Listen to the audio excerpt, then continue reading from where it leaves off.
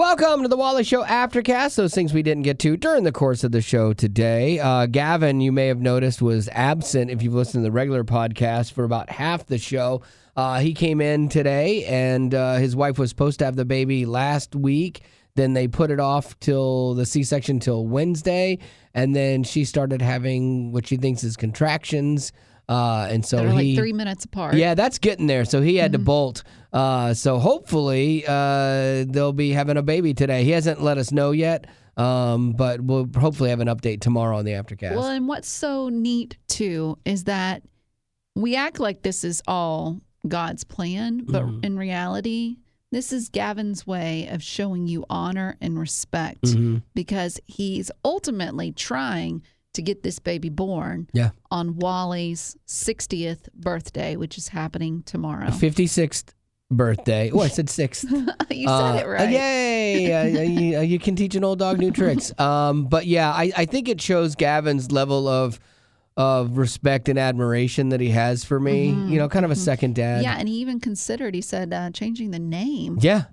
Which, wow. Wallina. I love it. Wallina. Yeah, Can you imagine? Yeah, it would be so good. That would be horrible. Yeah, no. It's like, you must hate your kid. So hopefully that's going to happen for them today. I'm just so curious to see how he's going to handle it. Oh, no. I could see him. Well, there's a lot of things I could see. I could see Haley, his wife, having to wheel him in a wheelchair because his knees are getting weak and he's going to faint. Okay, I could see him fainting. I could see him gagging for sure. Oh, for sure. I could see him piddling because he's got a weak bladder. Yeah. I can just see a lot of things happening where Haley might just have to man up. Every man for himself or herself. Well, it's funny because he came in today and he was like, "Hey, Betty, do you have any hand lotion?" He said he came in and he goes, "Hey, do you have any hand lotion?" And me, without even questioning it, I'm like, sure, it's in my purse. Yeah, I'm like, yeah, it's in my backpack, in my purse. It's warm vanilla sugar. I hope that's not a bad thing. But then I was like, oh, wait a minute. Well, no. I have unscented, which I assume because my dad, he'll sometimes be like, oh, I need some like lotion because he's been out working in the cold with his bare hands. But he's like, I ain't going to use any if it's all scented. I don't want scented. I don't smell like some woman. Yeah. So I have unscented. And I was like, Gavin, I've got unscented. And he was a little disappointed because he was like, oh, I was kind of looking forward to the brown sugar. Vanilla sugar. In 17 years, have I ever asked you for lotion? No, because I was like, I'm like having a little disappointed. He's like, what's wrong with you? It's just lotion. You asked him why he needed the lotion. He's like, my hands are dry. My hands are dry. I'm like, my skin has been dry for 47 years, Gavin, and somehow I've survived. Like, because babies can't see like really well when they're born. Did you know that? Yeah. Like they don't have like a lot of field of vision and stuff, and he is not gonna know, or she is not gonna know who's holding him or her. If it's Gavin or Haley, his wife, like your hands are so soft. Who is this? Is this mama or is this daddy? That's gonna confuse the heck out of that kid, man. Poor but Bennett. anyway, we wish him the best in all seriousness, and hope that there is a new baby added to the show. Yeah. I say that like we're going to watch it. We're not. We're not, Betty. You're the worst. What? Oh, that's so good. Okay, so let's get into the Aftercast a little bit here. Here might be one of the craziest stories in the Olympics surrounding Simone Biles, okay? So she's amazing. She's now she's one of the most decorated women Olympians ever. She won gold, I think, on vault last night. On a lot of them. She did struggle on the balance beam, and I think she fell off and stuff too, and so she didn't medal in that. But you know what? Yeah, exactly. Ruined America. No, but I mean, so she is, for all intents and purposes, one of the most successful gymnasts ever. I mean, she's amazing.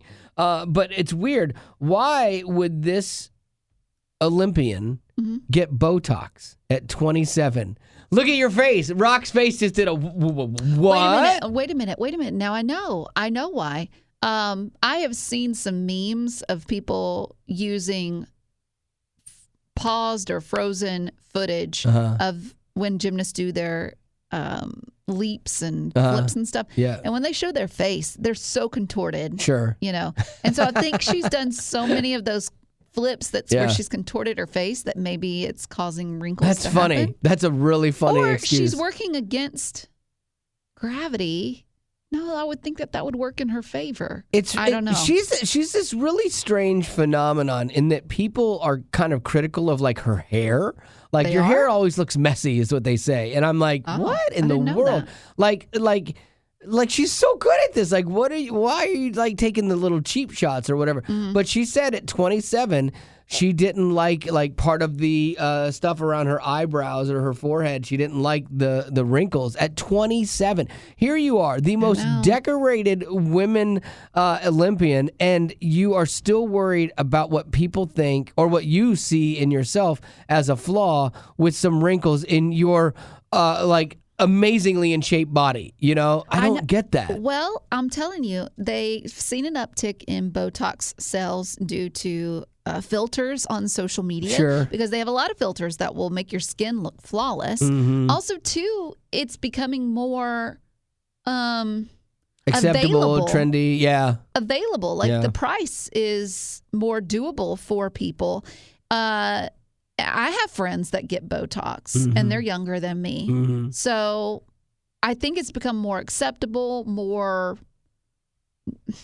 like if I looked at her, just looked at a picture of her, there's no way I would have ever said, oh, she has a flaw here, she needs Botox, but she sees it. Well, and I bet she gets on social media and people just give her a heyday. Now, here's the thing, though. She did it the one time. She's like, for my 27th birthday, I did it. But then she didn't. She said, I haven't done it again because she had an eyebrow that would just rise when she was at practice to the point where her other teammates would call her out on it. So she always looked like surprised. And she said she couldn't control it, and it would be up there for 20 seconds, and it would just randomly do it, and then it would come back down. And so she's like, "No, I'm good." So I mean, she did her thing with it, and then realizes, okay, this is not what I want to do. I think too that it's become we're the country where we don't. There's other countries where they talk about being old and wise, and it's something to be valued. And revered, right. And here in America, it's the complete opposite. You are hanging on to your youth for as long as you can. I saw on Instagram not that long ago, someone had taken the cast, I think it was the cast of Cheers, and they had put their ages on there, how old they were at the time, and then put people that are that same age now. It was shocking. Like the difference of how they look. People back in like the 60s, 70s, 80s. Cheers would have been 80s, early 90s. Some people are in their 30s and you're like, they are? Yeah. Shocking. Yeah. I don't know. It's just, what's the guy that says diabetes? Oh, Wilford Brimley. Okay. At one point, they put a picture of him. And then what's the guy that does the Ant-Man? Paul. Oh, yeah, Paul Rudd. Okay, they were the same age. Put them together. Shocking. Yeah. Shocking. Like when Wilford Brimley was doing I Got the Diabetes, he looked like he was a 70-year-old man, and I think he was in his 50s at the time. And then Paul Rudd is a good-looking actor in his 50s. Like, it's just amazing. Yeah, that's why we need Botox, apparently. Right, so I'm just saying that to look young is prized. I do think that we had a conversation not recently, it's probably, a year and a half ago with Christine Kane, that author and speaker, and I really loved her take on it. She was like what you're saying, we all look at youth as this is what's the next generation, this is what's going to save us, and this is what we should honor. And she's like, no, it's completely different than that. I'm in the best years of my life now, and I know more now. I didn't know anything when I was in my 20s, you know? And two, I have a friend that's very aware of her looks. And there will be times where she'll say something like, oh, she needs this or that. Well, you look at Beyonce, you look at Shania Twain, all these women, you name it off. Okay, supposedly they've had all the work done. Their bodies look great. Their faces look great. Their hair looks great. Yeah. Makeup's on point. Yet their husbands still cheated on them. Oh, I know. It's crazy, isn't it? So my point is, you're like, why try? Matter. I'm gonna just wear my Catfish Camp T-shirt. Exactly, because there are women out there that have never gotten any work done. Right. If you looked at their bodies, you'd be like, that's lackluster. Or their face. Yet they're in a happy marriage with a great man. Right. Ultimately, that's what it comes down to. Got to marry down. Yes. Your looks aren't going to matter. Yeah. and you're setting a bar for yourself that you're never going to be able to attain. That's the frustrating part. Well, there's that weird fine line between doing something for you because it makes you feel better and doing something for other people, or because you're afraid of what somebody else might think, or you're afraid of what your husband might think if you let yourself go. Like, that's where it definitely gets into the danger zone, because I mean, you're right. There are women that did everything that would be considered, in quotes, right, and their marriage was still flawed because it was based on the wrong things. Right. Your looks can't keep your husband around. No, absolutely not. You know, and so, like, for me, like on my weight loss journey, there was something that I wanted to do for me. And I took it very seriously, and I did well with it. I'm still in it. And my wife is doing well with hers, and she's still in it. But neither one of us, we kind of said, we want to look better. Like, we realize we're never going to look like we were when we were in our 20s. But we should still look a little better than we are. I know, yeah. My hair would grow back out, and I'd be like a wannabe rock star again. But like, we realized that, so we both admitted, like, oh yeah, well, I still want to look good for you. You know, there's an element to that of not letting yourself go either. Yes, of there's course. That fine line between, well, just love me like I am. Well, you having 14 McGriddles is not the healthiest thing for you. Right. And you couch it with saying, I care about your health. But what we're really saying is, don't let yourself go. So, I mean, there is an aspect to that. But there's also some things that just happen with age. Oh, for sure. You can only do so much. For sure. I mean, that's why, I can't stress enough, like, relationships or marriages that aren't based in friendship and truly liking this person, you got a much harder road to hoe the farther down the line that you go with it, for sure.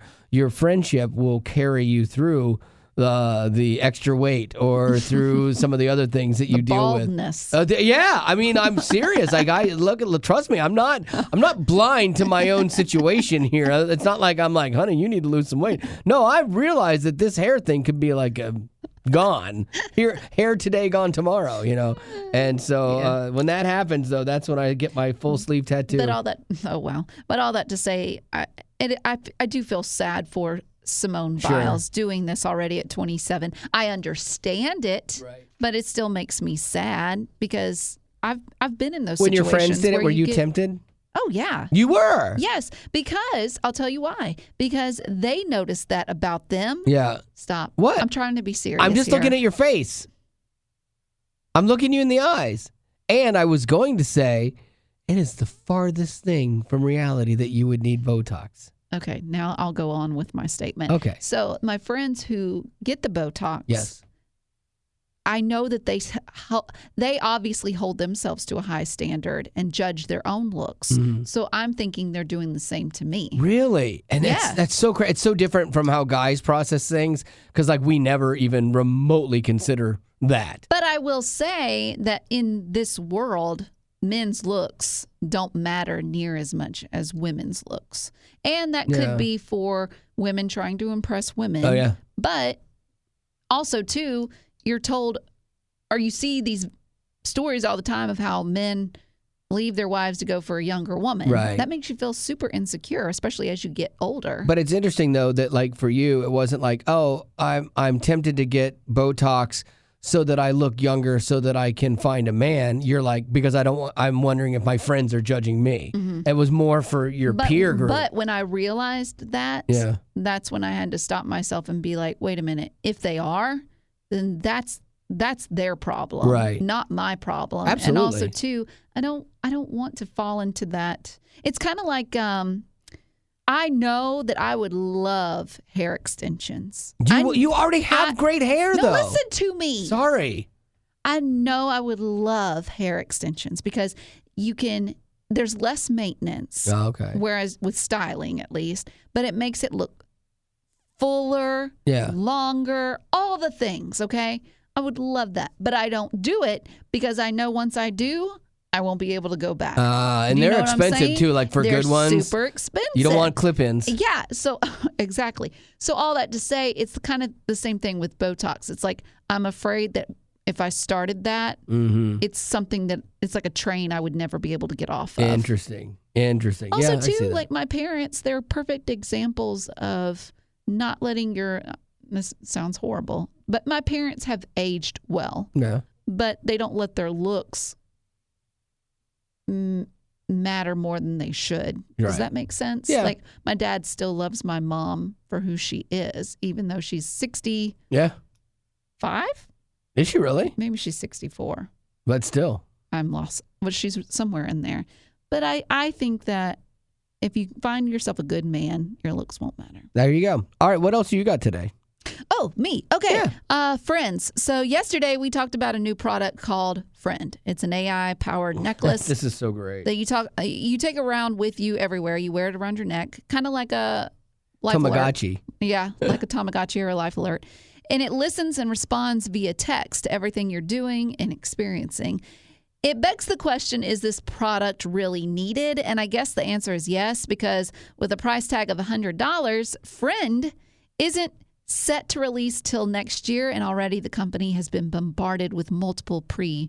Oh, for sure. Okay. Yeah. But when it comes to actual real friends, I'm talking about human friends, I found an article that states most of us average about 4 to 5 friends. Mm-hmm. And that's pretty much been the base for 50 years. Really? When they said 50 years, I read it as like, oh, okay, so that was like 1950s, 1960s. And they're like, in 1970. I know. It's crazy. Ouch. Crazy. But would you say that's for you? Like, you average about 4 to 5 friends? Oh, yeah. And in like probably less on like really close friends. Like I have my core that is really close. Yeah, I guess it's in that. Yeah, I guess it's in that 4 to 5. I don't know if we really have the ability to have more than that. Do we have the capacity? Some people are like just crazy social butterflies and they want to do something with everybody. But then the more people you bring in, the more drama that gets brought in. And then friend groups, mixing friend groups is tricky. And so unless you're like extroverted and you just love that. Like, for instance, Joy, who does our middays. Yeah. Her husband is super extroverted. He makes friends with anybody and everybody. Yeah. So I think he might have more room or capacity for that.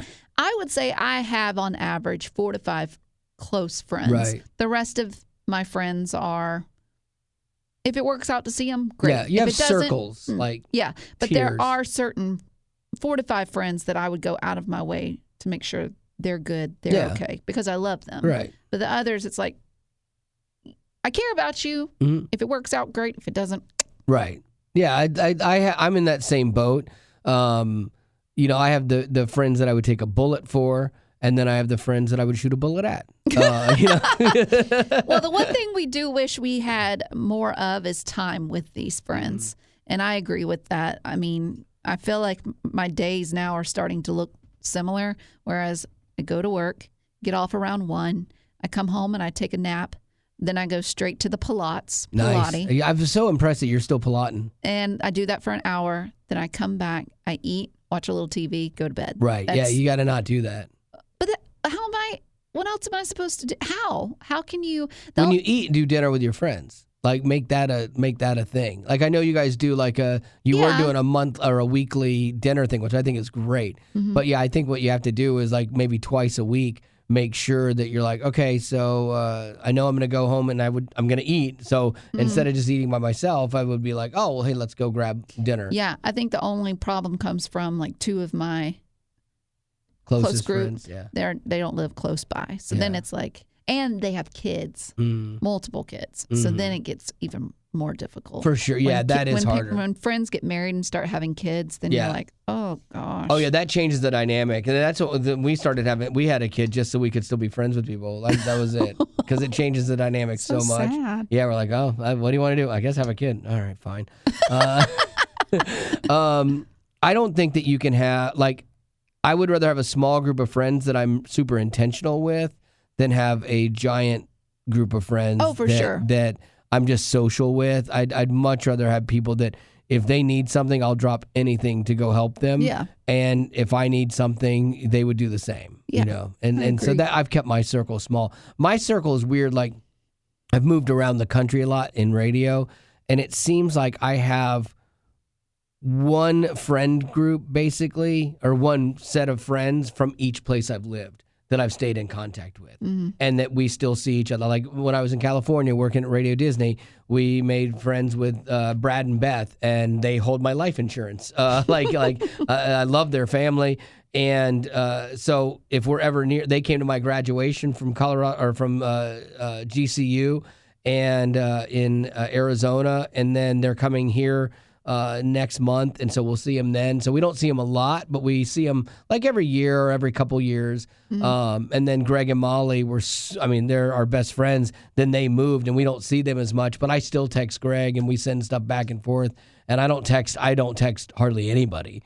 He's probably the only friend that I still text. Yeah, I was going to say that because I wonder if you weren't married, if you didn't have Marty, if you would keep up with anybody. No, I wouldn't. Because she does everything for you, friend-wise. Oh, for sure. Keeps you involved and keeps you up to date. We were supposed to go to dinner with Zach, who used to produce the show, and so Zach and I were talking about it, and I said, well, just let the girls handle it, And so they figured out, and without her, oh no, I would be so antisocial.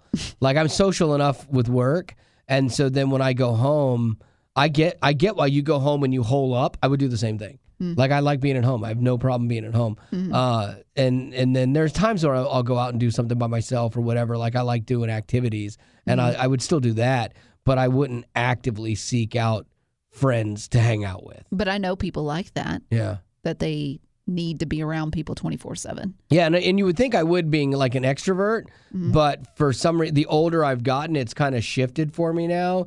And I'm good being alone. Like if Marty's ever gone, like I'm good at it.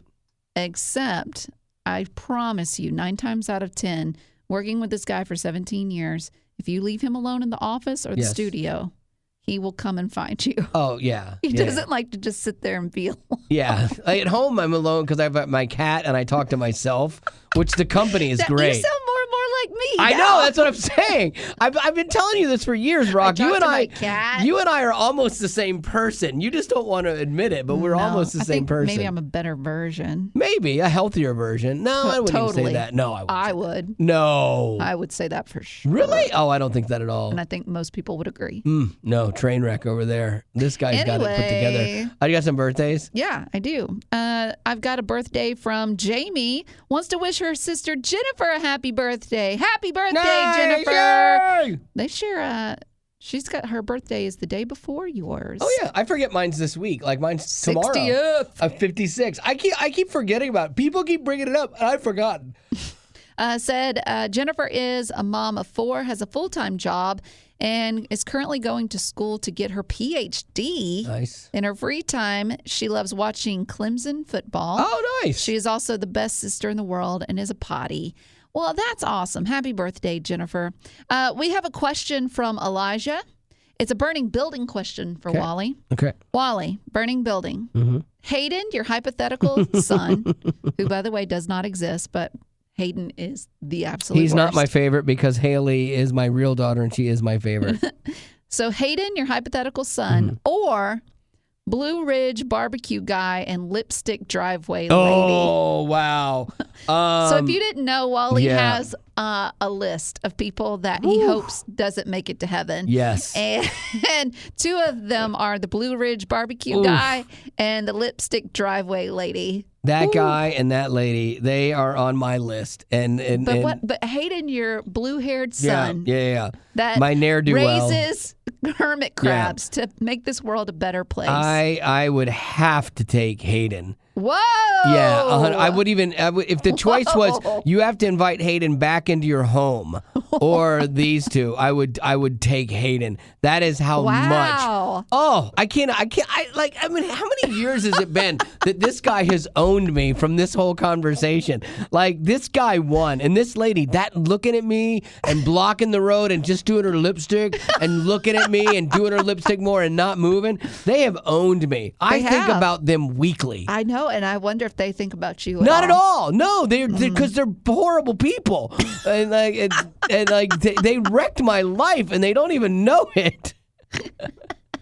I love these people. I've never met them, but I'm going to shake their hands. The worst. When we get to heaven, I'm going to be like, can I make a request that they be my neighbors? Thanks so much. I can't even. I mean, so we found some people that are worse than hated. Yes, those Wow. two. Those two. Oof. I still remember the words that guy said to me, and I still remember that lady's look. If you had to choose, though, a burning building between the two of them, you have to save one. Oh, of the them. barbecue guy. Because his barbecue was good.